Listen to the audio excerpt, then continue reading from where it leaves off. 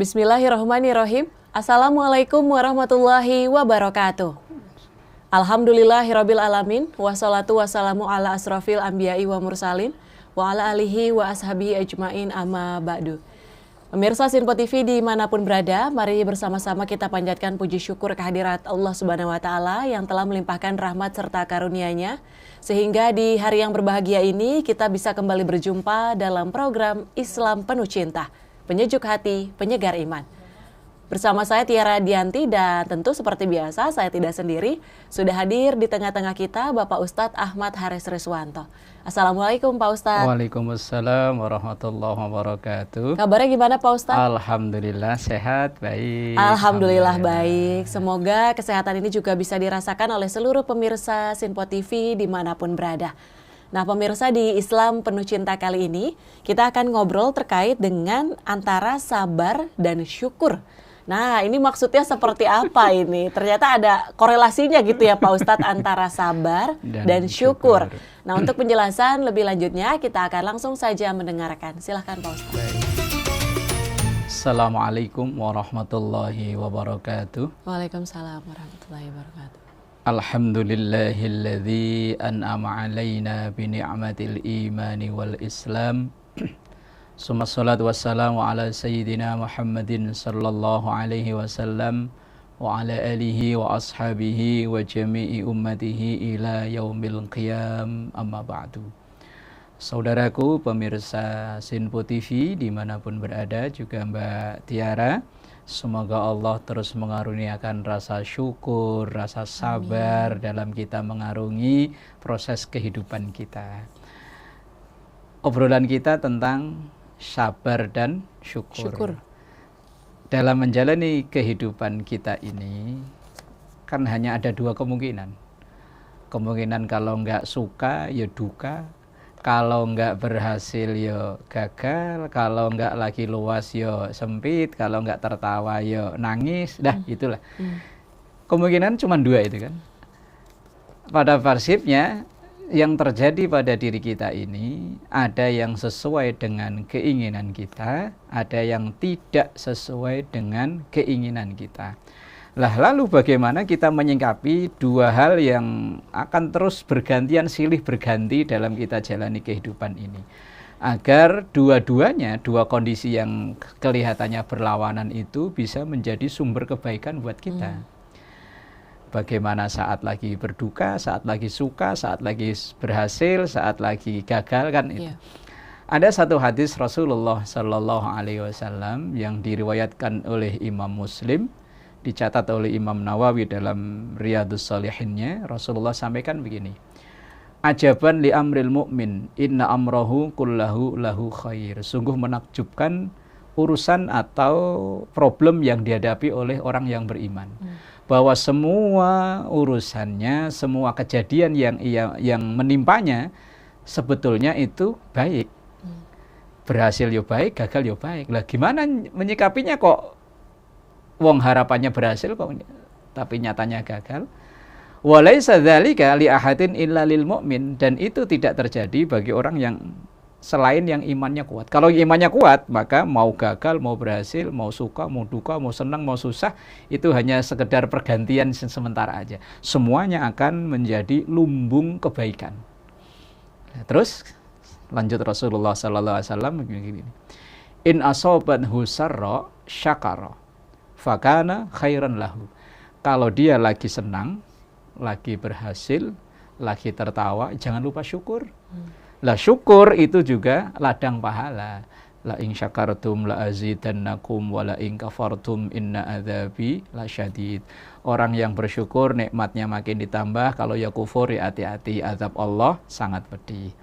Saat lagi senang ya syukur. Wa in asobathu dharra sabara. Kalau ia lagi tertimpa kesulitan, lagi duka, lagi nangis, jangan lupa sabaro, sabar.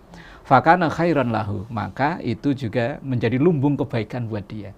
Saat lagi senang, dia syukur, itu juga kebaikan. Saat lagi susah, ia sabar, itu juga kebaikan. Lah memang dua hal ini, sabar dan syukur, itu begitu mudah kita nasihatkan ke orang, tapi nyatanya sulit untuk diri kita.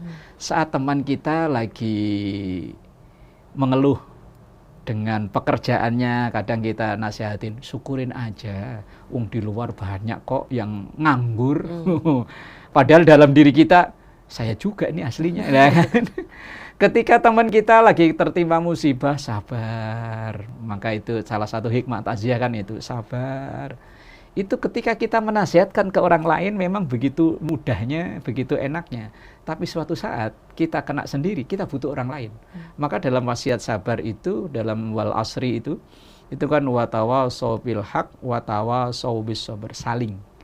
Suatu saat teman kita lagi dirundung masalah, kita yang menasihatkan sabar, tapi suatu saat nanti kita yang kena masalah, teman kita yang menasehatkan sabar. Jadi kalau nasihatin diri sendiri itu, kalau bahasa anak sekarang katanya kurang nendang, nggak kerasa. Lah, antara sabar dan syukur, ini adalah dua hal yang menjadi lumbung kebaikan buat kita. Sabar, itu dalam syarah Riyadhus Shalihin terbagi menjadi 3. Ada yang pertama namanya as-sabru fit ta'ati, sabar dalam menjalani ketaatan. Orang dalam menjalani kebaikan, orang menjalani ibadah, menjalani pekerjaan itu butuh sabar. Kalau nggak sabar ya nggak kelar. Yang kedua ada as-sabru anil maksiyat, sabar dalam menjauhi kemaksiatan. Apalagi orang yang dulu pernah terjerumus dalam satu kemaksiatan, kemudian dia menemukan kemudahan dalam kemaksiatan itu. Misalnya dalam kemaksiatan yang ia lakukan ternyata menjadi lumbung rezeki buat dia. Tapi ketika ia memperoleh hidayah untuk bertaubat, keluar dari zona kemaksiatan, zona nyaman dalam kemaksiatan itu, dia butuh kesabaran yang ekstra luar biasa. Apalagi dia meninggalkan kesenangan-kesenangan duniawi yang yang dia peroleh dalam kemaksiatan itu, kok dia meninggalkan, wah butuh ekstra sabar. Kita ngelihat ada di media sosial ada seorang tokoh muda yang dalam dunianya yang dulu, dalam tanda kutip kejahilannya dulu, ia memperoleh omset yang bukan hanya jutaan, miliaran mungkin ya. Tapi ketika ia dapat hidayah dari Allah, semuanya ditinggalkan. Ia rela untuk memulai dari nol kembali. Ini kalau nggak sabar-sabar, pengen balik lagi.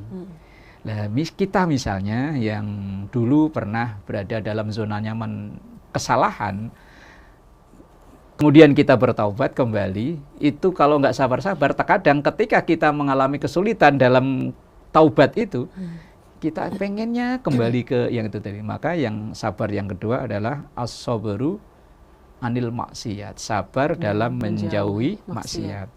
Kemudian yang ketiga ada namanya as-sabru an aqdarillah, sabar dalam menjalani ketentuan Allah.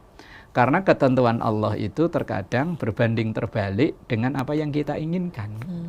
Kita inginkan A, ternyata Allah menghendaki B. Yang kita doakan A, ternyata yang jadi malah B. Padahal Allah yang maha tahu mana yang terbaik buat kita. Allah itu akan memberi apa yang kita butuhkan, tapi Allah tidak selalu memberi apa yang kita inginkan. Kalau yang kita butuhkan, insya Allah itu disediakan oleh Allah. Wa ma min dabbatin fil ardi illa 'alallahi rizquha. Bahwa semua yang ada di muka bumi ini kebutuhannya udah dijamin oleh Allah. Tapi keinginannya, lah itu yang belum tentu.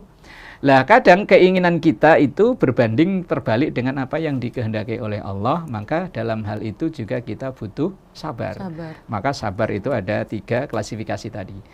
Menjalani kebaikan ya butuh sabar, menjauhi maksiat ya butuh sabar, kemudian ketentuan Allah atau dalam bahasa agama itu qada qadar. Ketentuan Allah untuk diri kita ya kita harus sabar. Karena tadi yang kita inginkan belum tentu sama dengan yang diinginkan oleh Allah. Kemudian syukur. Syukur ini juga terbagi menjadi 2 kelas. Kelas yang pertama, orang yang bersyukur dalam kelas namanya syakir. Syakir itu orang yang bersyukur dalam kondisi keadaan sama dengan yang dia inginkan. Itu namanya syakir. Umpama kita punya target untuk tahun ini alhamdulillah tercapai. Lah kemudian alhamdulillah, itu namanya syakir. Kita misalnya punya keinginan sesuatu, kok kemudian alhamdulillah diijabah oleh Allah, kemudian kita bersyukur alhamdulillah, itu kelas yang namanya syakir. Syakir itu orang yang bersyukur dalam keadaan sesuai dengan yang dia inginkan. Iya. Lah yang kedua ini yang berat. Mungkin kita belum bisa masuk ke sana. Syakur, namanya syakur.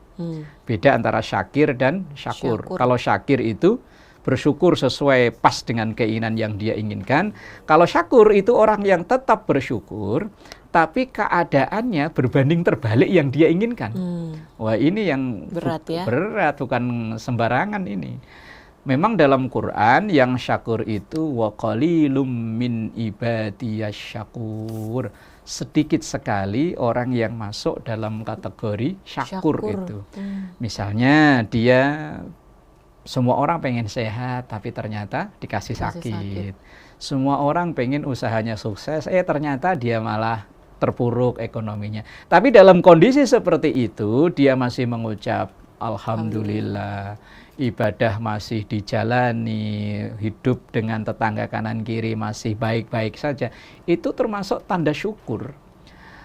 Umpama ketika seseorang yang dilanda sakit ditengok sama teman-teman kerjanya, gimana mas kabarnya? Alhamdulillah sudah mendingan. Nah ini termasuk bagian dari syukur. Ini kalau tidak terlatih, jiwa-jiwa yang terlatih untuk berterima kasih, berat. Rata-rata kita kalau lagi ada masalah, wong kadang nggak ada masalah aja masih suka cap cep ya. Gimana kabar?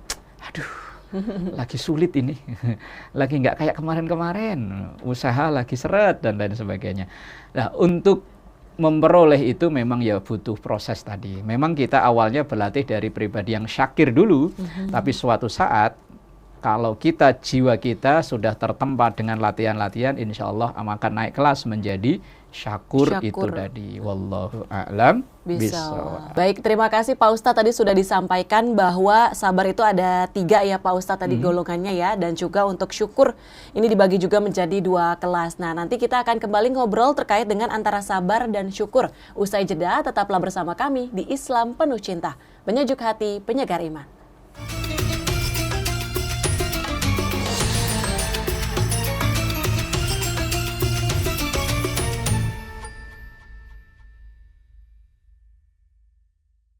Alhamdulillahirrabbilalamin, Anda masih menyaksikan Islam Penuh Cinta, penyejuk hati, penyegar iman.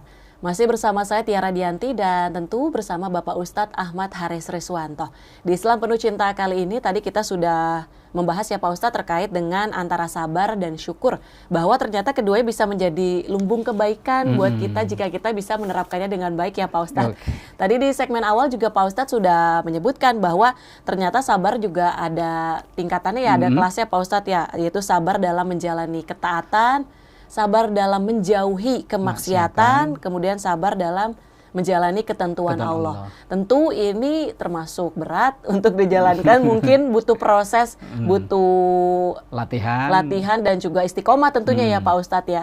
Selain itu juga untuk syukur dibagi menjadi 2, ada syakir yaitu bersyukur sesuai dengan keadaan. Memang ketika keinginan kita sesuai ya Pak Ustadz ya, jadi ini rasanya lebih mudah dilakukan dibanding yaitu syakur ya Pak Ustadz ya. Ini tetap bersyukur ketika memang tidak sesuai dengan keinginan kita. Ini salah satu hal yang berat juga yang bisa dilakukan. Nah lalu gimana caranya kita bisa menerapkan bersyukur nih Pak Ustadz ya dalam kehidupan kita sehari-hari? Silahkan Pak Ustadz. Baik, saudaraku pemirsa Sinpo TV dimanapun berada, juga Mbak Tiara, bahwa dalam hal syukur Ibnu Athaillah dalam karyanya Kitab Al-Hikam beliau mengatakan begini, man lam yashkurin ni'am faqad ta'arradha li zawaliha wa may yashkurha faqad qayyadaha.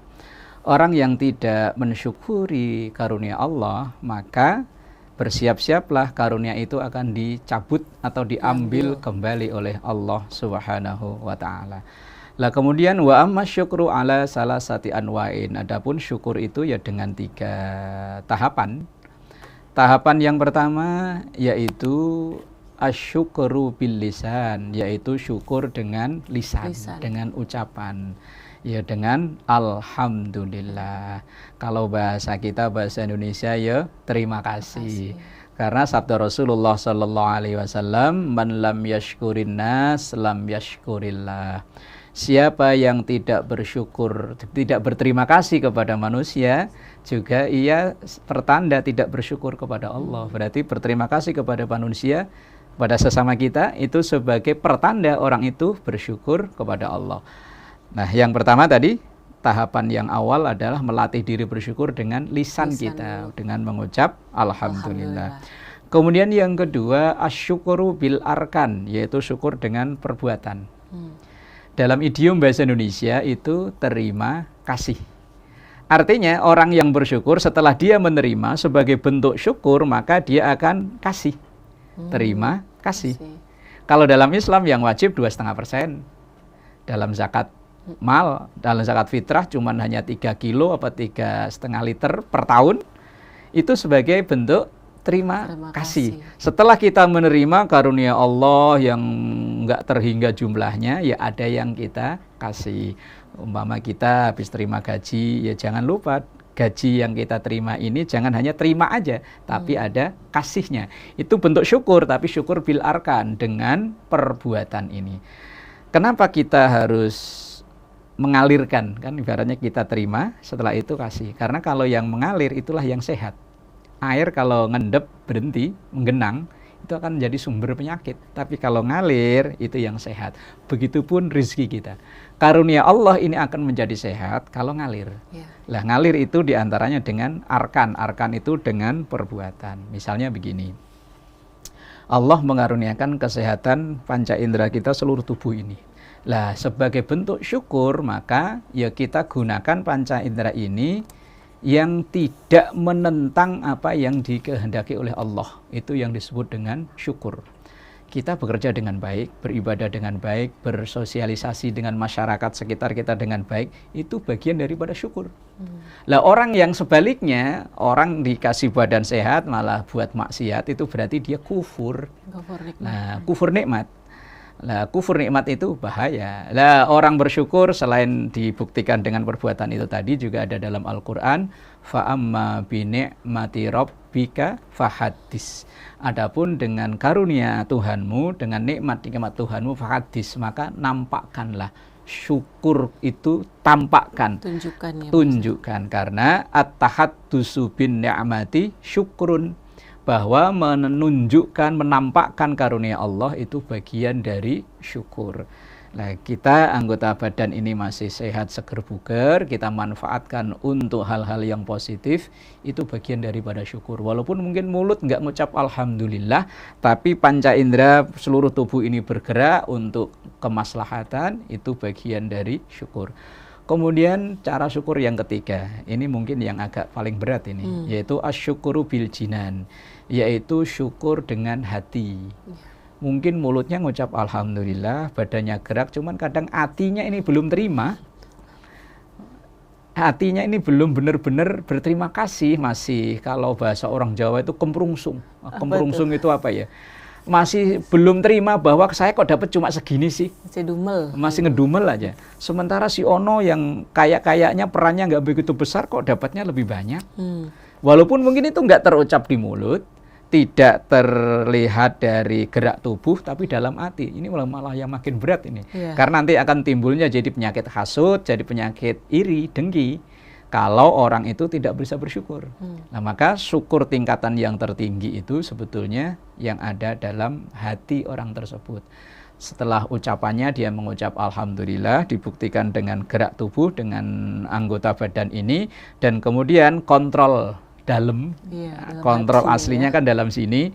Lah ini kalau baik kontrolnya, insya Allah semuanya akan berjalan dengan baik. Tapi kalau tidak, wes bahaya malah. Mulutnya walaupun mengucap Alhamdulillah, tapi kalau hatinya masih ngedumel aja, nanti khawatirnya akan timbul penyakit hasud atau iri itu. Wallahu a'lam bishawab. Berarti untuk yang poin ketiga, melatih syukur dalam hati, ini yang mengetahui diri sendiri sama Allah aja ya Pak Ustadz. Betul. Ini berdua aja nih yang tahu. Berdua aja.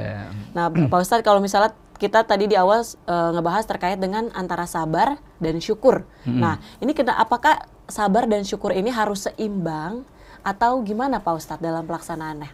Baik. Tadi di segmen awal, di awal-awal perbincangan kita pada tema ini, bahwa yang kita jalani sehari-hari itu kan hanya dua kemungkinan itu kan. Kalau nggak suka ya duka. Lah saat lagi suka kita syukur, saat lagi duka ya kita sabar. Lah tinggal kita menjalani keseharian ini frekuensinya lebih banyak yang mana. Nah, bagi orang-orang yang syukurnya banyak, insya Allah semuanya itu akan menjadi sarro. Sarro itu menyenangkan. Orang yang syukurnya udah masuk dalam kategori bukan hanya syakir ya, udah masuk kelas menjadi syakur, semua yang ada ini akan menjadi terasa nikmat. Walaupun orang lain lihatnya sengsara, kayaknya kerjanya kerja kasar, kayaknya kondisi tubuhnya tidak sebagus orang, tapi kalau bagi orang yang syakur semuanya itu akan menjadi sarro. Sarro itu menyenangkan. Ada seorang tabi'in itu generasi setelah sahabat, namanya Abu Kilabah. Abu Kilabah itu mohon maaf ya, kalau orang sekarang itu punya penyakit, kalau orang dulu nyebutnya penyakit kusta. Kalau sekarang apa namanya itu? Lepra. Ya kalau zaman dulu lepra kusta.